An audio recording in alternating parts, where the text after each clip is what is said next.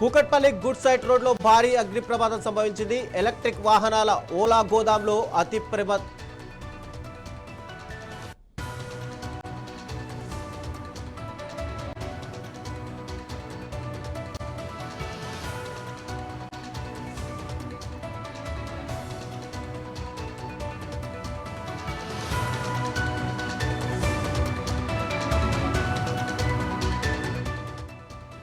కూకట్పల్లి ఓలా గోదాం షోరూంలో భారీ అగ్ని ప్రమాదం సంభవించింది. 4 ఫైర్ ఇంజన్లతో అధికారులు అప్రమత్తమై ఎప్పటికప్పుడు మంటలను ఆర్పే ప్రయత్నాలు చేస్తున్నారు. కానీ ఎక్కువగా స్మోక్ వస్తుండడంతో ఇక్కడ ప్రజలు అటు వాహనదారులు కూడా తీవ్ర ఇబ్బందులు ఎదుర్కొంటున్నారు. టోటల్గా ఎలక్ట్రిక్ వాహనాల ఓలా గోదాంలో ఈ అగ్ని ప్రమాదం జరగడం, అగ్ని ప్రమాదంలో భారీగా మంటలు ఎగిసిపడుతుండడంతో అటు చుట్టుపక్కల ప్రాంతాల ప్రజలు కూడా భయాందోళనతో అయితే ఉన్నారు.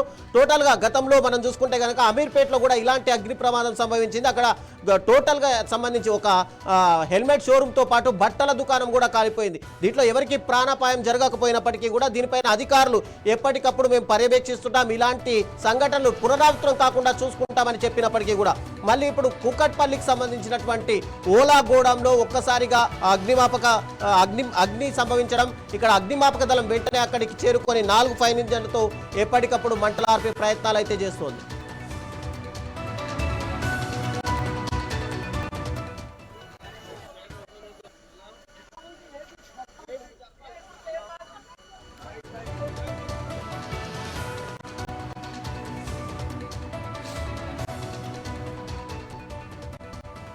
ఇక దీనిపై మరింత సమాచారం మా ప్రతినిధి రాజ్ కుమార్ అందిస్తారు. రాజ్ కుమార్, చెప్పండి. రీసెంట్ గా అమీర్పేట్లో ఒక బట్టల దుకాణంలో ఏదైతే ఫైర్ యాక్సిడెంట్ జరిగిందో దాని తర్వాత ఎక్కడా రాష్ట్రంలో ఇలాంటి ఘటనలు జరగకుండా ఎప్పటికప్పుడు మేము చర్యలు తీసుకుంటామని అధికారులు చెప్తున్నా. మళ్ళీ ఈరోజు కూకట్పల్లిలో ఒక ఓలా షోరూంలో గోదాంకి సంబంధించినటువంటి దాంట్లో మంటలు చెలరేగడం, ఇక్కడ ప్రజలు భయాందోళనకు గురవుతున్నారు. దీన్ని ఎలా చూడాలి అసలు? రైట్ రవిచంద్ర, నిజంగా మీరు చెప్పినట్టుగా ఇటీవలనే ఒక 10 రోజుల క్రితమే అమీర్పేటలో ఒక బట్టల షాపులో పెద్ద ప్రమాదం జరిగింది. దాదాపు 3 ఫ్లోర్లన్నీ కూడా దగ్ధం అయిపోయినాయి. ప్రాణ నష్టం జరగకపోయినా ఆస్తి నష్టం చాలా జరిగింది. సో ఈ సంఘటనలు జరిగినప్పుడు మాత్రమే అధికారులు, దానికి సంబంధించిన అధికారులు కొంచెం మాట్లాడము, చర్యలు తీసుకోవడము, మళ్ళీ తర్వాత సో ఇలాంటి ప్రికాషన్స్ ఇప్పుడు జరిగిన ప్రమాదం కూకట్పల్లి ముసాపేట ప్రాంతంలో గుడ్ సైడ్ రోడ్ లో ఒక భారీ అగ్ని ప్రమాదం. ఓలా ఎలక్ట్రికల్ వాహనాల గోదాం. వాస్తవానికి మాకు తెలిసి ఎలక్ట్రికల్ వాహనాలు అంటే ఏంటి, అది మామూలు ఒక ఎలక్ట్రికల్ వాహనమే రోడ్డు మీద దగ్ధం అయిపోయి మండిపోయి చాలా ప్రమాదమైన పరిస్థితులు. ఎలక్ట్రికల్ వాహనాలు ఈ మధ్యన చూసాం మనం, కార్లు కానీ 2 వీలర్స్ కానీ. అలాంటిది ఒక గోదామే ఉన్నప్పుడు ఎలాంటి జాగ్రత్తలు తీసుకోవాలి? వీళ్ళు ఫైర్ సేఫ్టీ మెజర్మెంట్స్ ఏం తీసుకున్నట్టుగా కనబడుతుంది. దాదాపు 50 ఎలక్ట్రికల్ స్కూటర్లు మొత్తం పూర్తిగా కాలిపోయి బూడిదైనట్టుగా మనకు సమాచారం తెలుస్తుంది. అయితే ఇంత పెద్ద వ్యవస్థను వాళ్ళు మెయింటైన్ చేస్తున్నప్పుడు మరి ఏమైపోయాయి ఈ యొక్క అగ్నిమాపక సంబంధించిన ప్రికాషన్స్ కావచ్చు, వాటర్స్ కావచ్చు, ఇవన్నీ వాళ్ళు ఫైర్ సేఫ్టీ మెజర్మెంట్స్ తీసుకోలేదా? మరి తీసుకుంటే సరిపోలేదా? ఇంత పెద్ద గోదాం చేస్తున్నప్పుడు అధికారులు మరి ఎలక్ట్రికల్ వాహనాల గోదాముకు ఎలా పర్మిషన్ ఇచ్చారు? అలాంటి గోదాములో ఒకవేళ ప్రమాదం జరుగుతుందని ముందే ఊహించాలి కదా. ముందే ఊహించినప్పుడు ఇది సాధ్యమవుతుంది. అలా ఊహించకపోయేసరికి ఇవాళ ఓలా ఆ గోడంలో ప్రమాదం జరిగి దాంట్లో రసాయనాలు కూడా, ఎందుకంటే అవన్నీ బ్యాటరీలు కూడా కెమికల్తో లేకపోతే వీటన్నిటితో తయారవుతాయి కాబట్టి దాని నుంచి వచ్చే స్మోక్ ఏదైతే ఉందో దానితో కూడా చాలా మందికి అనారోగ్యమయ్యే అవకాశాలు ఉన్నాయి. ఒకవేళ ఎక్కువ అయితే ప్రాణాలు కూడా కోల్పోయే అవకాశాలు ఉన్నాయి దాని దగ్గరలో ఉన్న వాళ్ళు. సో ఇంత పెద్ద ఇన్సిడెంట్ జరగడానికంటే ముందే మరి ఆ షోరూమ్ నిర్వాహకులు ఎవరైతే గోదాం నిర్వాహకులు వాళ్ళు జాగ్రత్తలు తీసుకోకపోవడము, నిర్లక్ష్యంగా వ్యవహరించడం, అశ్రద్ధగా వ్యవహరించడం, అలాంటి బ్యాటరీ వెహికల్స్ ఉన్నప్పుడు చాలా జాగ్రత్తగా ఉండాలి. ఒకవేళ షార్ట్ సర్క్యూట్ కావచ్చు, లేదా హ్యూమన్ ప్రాబ్లం ఉండొచ్చు, మనుషుల మానవ తప్పిదాలు కూడా ఉండొచ్చు, ఎవరైనా సిగరెట్ తాగొచ్చు. ఇలాంటి మరి జాగ్రత్తలు తీసుకో. ఒక విధంగా ఎండాకాలం ఆల్రెడీ ఆల్మోస్ట్ అయిపోతా ఉంది. సో ఇలాంటి సందర్భంలో ఈ యొక్క సంఘటన జరగడం నిజంగా అక్కడ స్థానికులందరూ కూడా కలవరపడుతున్నారు, భయాందోళనకు గురవుతున్నాడు. చుట్టుపక్కల కూడా ఏవైతే ఇండ్లు ఉన్నాయో వాళ్ళందరూ కూడా భయపడుతున్న పరిస్థితి. రవిచంద్ర. ముఖ్యంగా మనం విజువల్స్ లో చూస్తుంటే కనుక ఒక ఫైర్ ఇంజన్ తిరగలేని పరిస్థితి, అంటే పూర్తిగా గోడలు ఆనుకొని ఉన్నటువంటి పరిస్థితి కనిపిస్తుంది. ఎక్కడైనా సరే ఒక పర్మిషన్లు ఇచ్చేటప్పుడు అధికారులు ముఖ్యంగా అక్కడ ఫైర్ ఇంజన్ తిరగడానికి ప్లేస్ ఉందా, లోపలికి ఫైర్ ఇంజన్ వెళ్తుందా, లేదా ఒకవేళ ప్రమాదం జరిగితే అక్కడ ఫైర్ ఎగ్జిస్టెన్స్ ఉన్నాయా, లేదంటే ప్రమాదం జరిగితే బాధితులు బయటికి రావడానికి ఏవైనా అత్యవసర మార్గాలు ఉన్నాయా అనేది ఇవన్నీ కూడా వాళ్ళు కనుక్కొని పర్మిషన్లు ఇవ్వాలి. ఎక్కడ ఒక హెల్మెట్ పెట్టుకోకపోతేనే 200, 500 అని ఫైన్లు వసూలు చేసేటువంటి అధికారులు ఉన్నారు. మరి వీటన్నిటిపైన ఎందుకు అధికారులు ముందుగా అప్రమత్తం అవ్వట్లేదు? అంటే ఇష్టారీతిన ఎందుకు పర్మిషన్లు ఇస్తున్నారు? ఇప్పుడు ఇది కనుక మనం మొన్న ప్రమాదం జరిగినప్పుడు కూడా ఫైర్ సేఫ్టీ ఆఫీసర్స్ మనం సంప్రదించాం. వాళ్ళ వర్షన్ ఏంటి, సిబ్బంది తక్కువ, ప్రమాదాలు ఎక్కువ అవుతున్నాయి, ప్రజలు కూడా జాగ్రత్తగా ఉండాలి, లేకపోతే ఎవరైతే షాప్స్ మెయింటైన్ చేస్తున్నారో వాళ్ళు జాగ్రత్తగా ఉండకపోవడం వల్ల ఈ ప్రమాదాలు జరుగుతున్నాయి అని వాళ్ళ వర్షం చెప్తున్నారు. కానీ మనము ఇలాంటి యాక్సిడెంట్స్ మనం ఆపలేం, కానీ ముందు జాగ్రత్తగా కొన్ని కంట్రోల్ చేయొచ్చు. ఎందుకంటే ఇది హ్యూమన్ ఇంటరప్షన్, అంటే మానవ తప్పిదాల వలన ఇది జరుగుతూ ఉన్నాయి.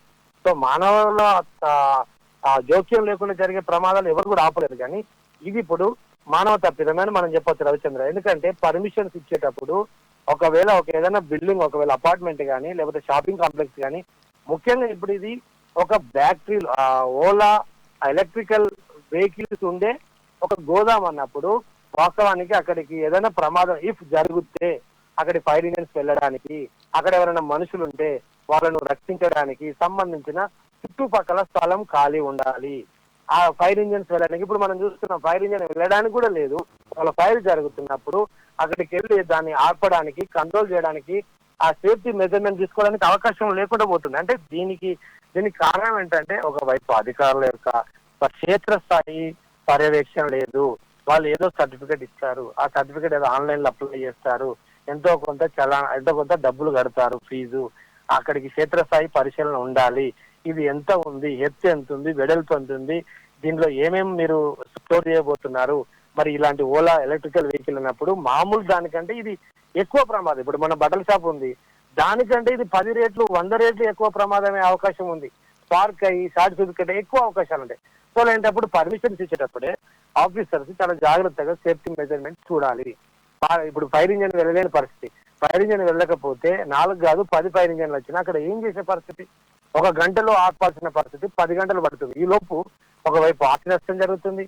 ఇంక ఈ రోజు ప్రాణ నష్టం ఏం మనకు ఇంతవరకు అయితే ఇన్ఫర్మేషన్ లేదు, ప్రాణ నష్టం అయితే జరగలేదు బై గాడ్ గ్రేస్. కానీ ఒకవేళ జరిగితే, సో ఇదంతా కూడా ఎప్పటికప్పుడు ఆ సంఘటన జరిగినప్పుడు రావడము, ఏదో మాట్లాడడము, మేము చర్యలు తీసుకుంటాం, వీళ్ళ మీద నోటీసులు ఇచ్చాం, సీజ్ చేశాం ఖచ్చితంగా, ఇవన్నీ కామన్ గా వినే మాటలు. కానీ తర్వాత నెక్స్ట్ సంఘటన జరగకుండా ఇంకెక్కడెక్కడ ఇలాంటివి ఉన్నాయి వాటి మీద దాడులు చేయడము, రైడ్స్ నిర్వహించడము, వాటిని సీజ్ చేయడం. ఒకవేళ ముందే సీజ్ చేస్తే, ముందే నోటీస్ ఇస్తే, ముందే ప్రికాషన్ తీసుకుంటే ఇలాంటివి జరిగేవి కదా అనేది స్థానికుల యొక్క, ప్రజల యొక్క అభిప్రాయం. వాళ్ళ ఆరోపణ కూడా చేస్తున్నారు, విమర్శలు చేస్తున్నారు. ప్రజలు కేవలం అధికారులు తూతూ మంత్రంగా వ్యవహరిస్తారు, సర్టిఫికెట్లు ఇస్తారు, ప్రజల యొక్క సేఫ్టీ పరిస్థితి అని కొంతమంది అక్కడ స్థానికులు ఆరోపణ చేస్తున్నారు. బఫర్ జోన్లలో కానీ అటు దేంట్లో అయినా ఇల్లు కట్టుకుంటే ఇమ్మీడియట్గా కూల్చేస్తాము అని చెప్పి పేదల ఇండ్ల మీద అటు హైడ్రా కమిషనర్ కానీ హైడ్రా కానీ విరుచుకుపడుతుంది. కానీ ఇలాంటి బిల్డింగ్లకు మాత్రం ఇష్టారీతిన అటు జిహెచ్ఎంసీ అధికారులు కానీ ఎవరు అధికారులు ఉంటే వాళ్ళు ఇమీడియట్గా పర్మిషన్లు ఇవ్వడం. ఒక బిల్డింగ్ కట్టాలంటే ఖచ్చితంగా చాలా డిపార్ట్మెంట్ల పర్మిషన్ అవసరం ఉంటుంది. కానీ అన్ని డిపార్ట్మెంట్లు ఇక్కడ కుమ్మక్కై పర్మిషన్ ఇచ్చినట్టుగా స్పష్టంగా తెలియట్లేదా? ఖచ్చితంగా ఇవాళ ఒక ఏసీబీ అధికారులు ఇవాళ ఒక అధికారి మీద దాడి చేశారు. మొన్న ఒక నాయకుని చేశారు ఆయనే. సో మొన్న 10 రోజుల కింద ఈ ఎందుకు జరుగుతున్న ఏసీపీ దాడులు, ఎలా వస్తున్నాయి డబ్బులు, ఇలాంటి వాళ్ళ వల్లనే. అంటే నిబంధనలు తుంగలో దొక్కి ప్రజల యొక్క ప్రాణాలను పక్కన పెట్టేసి లంచాలకు ఎవరైతే మరుగుతున్నారో వాళ్ళ వల్ల కొన్ని ప్రాబ్లమ్స్ వస్తున్నాయి. సో ఇప్పుడు వాళ్ళు సేఫ్టీ ప్రికాషన్ తీసుకోరు, అక్కడికి వెళ్ళి క్షేత్రస్థాయి పర్యటన చేయరు. అసలు ఎన్ని ఉన్నాయి మీకు ఫైల్స్ అయితే ఎగ్జిక్యూటివ్స్, ఒకవేళ ప్రమాదం జరిగితే ఎన్ని ఫ్లోర్స్ ఉన్నాయి, ఆ ఫ్లోర్ సంబంధించిన వెంటిలేషన్, అంటే వెళ్ళడానికి ఒకవేళ ఎగ్జిట్స్, ఎమర్జెన్సీ ఎగ్జిట్స్ ఉన్నాయా, ఒకవేళ జరిగితే బయటపడడానికి, కాపాడడానికి. సో ఇవన్నీ ఎలాంటి మెజర్మెంట్స్ అన్ని కూడా పక్కన పెట్టేసి, అంటే అందరు కాకపోయినా కొందరు, కానీ ఎక్కువ మంది మీద విమర్శలు పడుతున్నాయి. ప్రమాదాలు జరిగినప్పుడు కామన్గా జరుగుతూనే ఉంటాయి. సో ఇది ముందు జాగ్రత్త కనుక పడితే ఇలాంటి ప్రమాదాలు అరికొట్టచ్చు. సో క్షేత్రస్థాయిలో సేఫ్టీ మెజర్మెంట్స్ అధికారులు ఆ యొక్క లైసెన్స్ ఇచ్చేటప్పుడు కానీ, ఎన్ఓసి ఇచ్చేటప్పుడు కానీ క్లియరెన్స్ ఇచ్చేటప్పుడు ఖచ్చితంగా చేయాలి. మీరు అన్నట్టుగా హైడ్రా 60 గజాలు 40 గజాలు ఏదో పేదలు కట్టుగా ఉంటామంటే రాత్రి శనివారాలు ఆదివారాలు వెళ్ళి బుల్డోజర్లు పెట్టి కూలగొడుతున్నారు. 30 ఏళ్ళ నుంచి 40 ఏళ్ళ నుంచి ప్రజలు అక్కడ నివాసం చేస్తుంటే కూలగొడుతున్న పరిస్థితి హైదరాబాద్ లో. సరే చెరువులు కుంటలు కబ్జా చేస్తున్నారని ఒకవైపు ప్రభుత్వం అధికారులు చెప్తున్నప్పటికీ మరి దీని పరిస్థితి ఏంది? మరి దీని మీద కూడా ఫోకస్ చేయాలి కదా. ఇప్పుడు ఆ ప్రజలు అక్కడ 40 గజాల వాళ్ళు ఉండడం వల్ల ఎవరికి ఎలాంటి ప్రమాదం లేదు, వాళ్ళ బతుకు వాళ్ళు బతుకుతారు. కానీ ఈ రోజు చూడండి, ఇక్కడ ఈ ప్రమాదం వల్ల ఎంతమంది ఇబ్బంది పడతారు, ఎంతమందికి ఎంత ఆస్తి నష్టమో, అందులో పనిచేసే వాళ్ళు ఉద్యోగాలను కోల్పోతారు, శాలరీస్ రావు, ఆ తర్వాత మళ్ళీ ఎక్కడికి వెళ్ళాలి, ఒకవేళ పక్కన ఏదైనా ఇంకో ఇల్లు లేకపోతే ఇంకొక షాప్ ఒకవేళ తలగబడితే పరిస్థితి ఏంటి? ఇది కనుక ఇప్పుడు హైడ్రా మీద ఎలా కొరడా గుల్పించారో వీటి మీద కూడా అగ్ని ప్రమాదాలు జరగకుండా వీటి మీద కూడా కొరడా గుల్పించాలని ప్రజలు కోరుతున్నారు. హైదరాబాద్ ప్రజలు ఈ వర్షాలు వచ్చినప్పుడు కావచ్చు, లేకపోతే ఇలాంటి జరిగినప్పుడు కానీ అధికారులు కొంత చాలా జాగ్రత్తగా లేకపోతే కఠినంగా ఎందుకు వివరించట్లేదు, పేదల మీదనే ఎందుకు పడుతున్నారనే విమర్శలు కూడా వస్తున్నాయి. Ravichandra, thank you Raj Kumar.